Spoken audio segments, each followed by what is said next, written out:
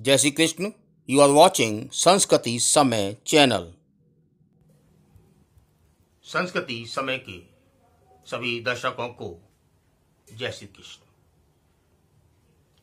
बंधुओं, जल हमारे जीवन में अत्यंत महत्वपूर्ण है। बिना जल के जीवन की कल्पना नहीं की जा सकती।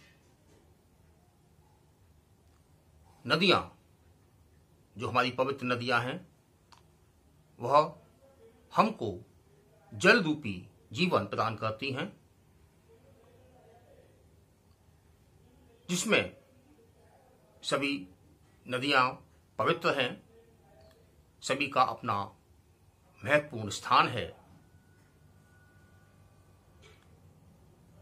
एक बात और कहें कि हमारी सनातन संस्कृति में प्रकृति पूजन का विधान है। आज पूरा विश्व प्रकृति पूजा की बात करता है, प्रकृति के संरक्षण की बात करता है, लेकिन उसको बताने वाला, उसका संदेश देने वाला हमारा यह भारतवर्ष है, इसकी सनातन संस्कृति है। सनातन धर्म में प्रकृति का पूजन अर्थात संरक्षण, पूजन कह सकते हैं, लेकिन पूजन के रूप में उसका संरक्षण अति आवश्यक बताया गया है।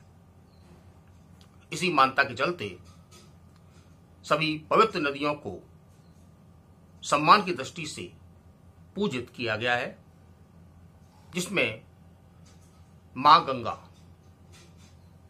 जो व्यक्ति के, मनुष्य मात्र के जीवन को तारने वाली हैं। मां गंगा पितरों को तृप्त करने वाली हैं। मां गंगा के दो उत्सव वर्ष भर में आते हैं। वैशाख मास में गंगा सप्तमी, इस दिन मां गंगा का प्रादुर्भाव दिवस है। मां गंगा का प्राकट्य गंगा सप्तमी में हुआ, जो वैशाख मास में आती है। इसके अलावा उसका पृथ्वी पर अवतरण दिवस ज्येष्ठ शुक्ल दशमी यानी गंगा दशहरा को है। गंगा दशहरा हम 20 जून को मनाएंगे।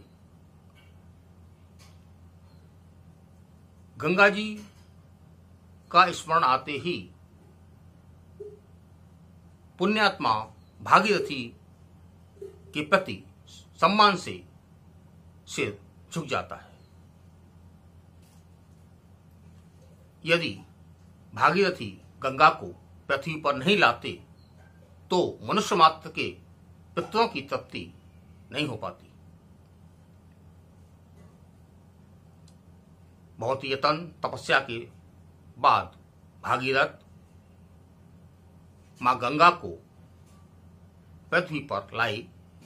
उन्होंने अपने पितरों को तृप्त किया और मनुष्य मात्र के लिए भी एक नई दिशा दी। बंधुओं, गंगा दशहरा बहुत ही पवित्र पर्व है। मां गंगा की आराधना का पर्व। इस दिन हमको प्रातः वेला में मां गंगा में स्नान करना चाहिए और स्नान करने के बाद पूजन करना चाहिए।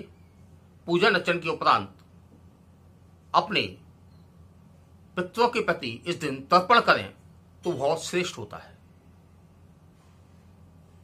क्योंकि जिस दिन भागीरथी गंगा को अपने पितरों की तृप्ति के लिए लाए हैं और मां गंगा पितरों को तृप्ति प्रदान करती हैं, उस दिन यदि हम अपने पितरों का तर्पण करें तो निश्चित ही उनकी को तृप्ति मिलेगी।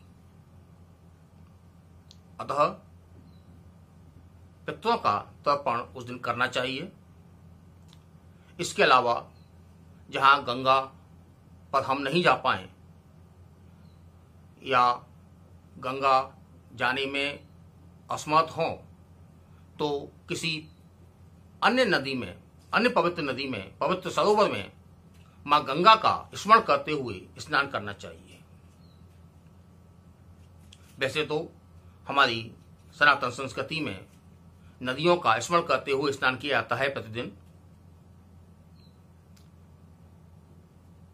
उस दिन विशेष रूप से सभी सरोवर, तालाब, जहां भी लोग स्नान करें वहां पर मां गंगा का स्मरण करते हुए स्नान करें। यदि वह किसी सरोवर के निकट जाने में भी असमर्थ हों या ना जा पाएं या सरोवर या पवित्र नदी उनके निकट ना हो तो ऐसी स्थिति में घर में रखे हुए गंगा जल से स्नान करना चाहिए।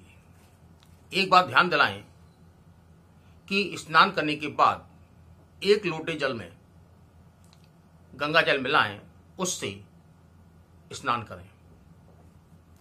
इसका विशेष ध्यान रखा जाए कि या ऐसे स्थान पर स्नान किया जाए कि गंगा जल मिश्रित जल जिससे कि आप स्नान करेंगे वह स्नान के बाद नालियों में न जाए। इसका विशेष ख्याल रखा जाए। बंधुओं, इस दिन घड़ा या मिट्टी का पात्र जल भरकर दान किया जाना चाहिए।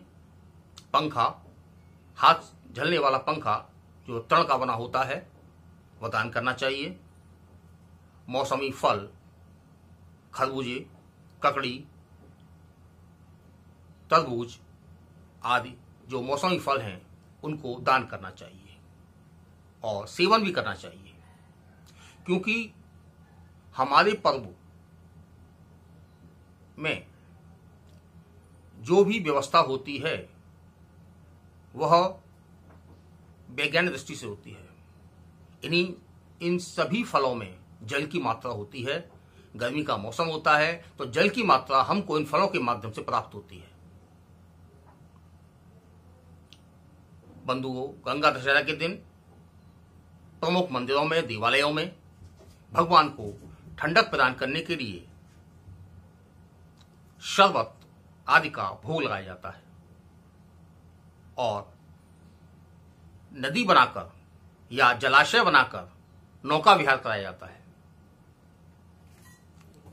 पुष्टि मार्गीय मंदिरों सहित अनेक मंदिरों में, भारतवर्ष के सभी मंदिरों में लगभग उस दिन भगवान को नौका विहार कराया जाता है। एक कृत्रिम नदी या सरोवर बनाया जाता है, वहां नाव में विराजमान कर भगवान को मनोरथ किया जाता है। मां गंगा मनुष्य मात्र को तारने वाली हैं, अतः मां गंगा का उस दिन हम विशेष रूप से पूजन अर्चन करें और अपने लिए और अपने परिवार के लिए और अपने पूर्वजों के कामना तृप्ति के लिए प्रार्थना करें। जय श्री कृष्ण और गंगा दशहरा की आपको हार्दिक शुभ मंगल कामनाएं। Please subscribe, like and share this channel. जय श्री कृष्ण।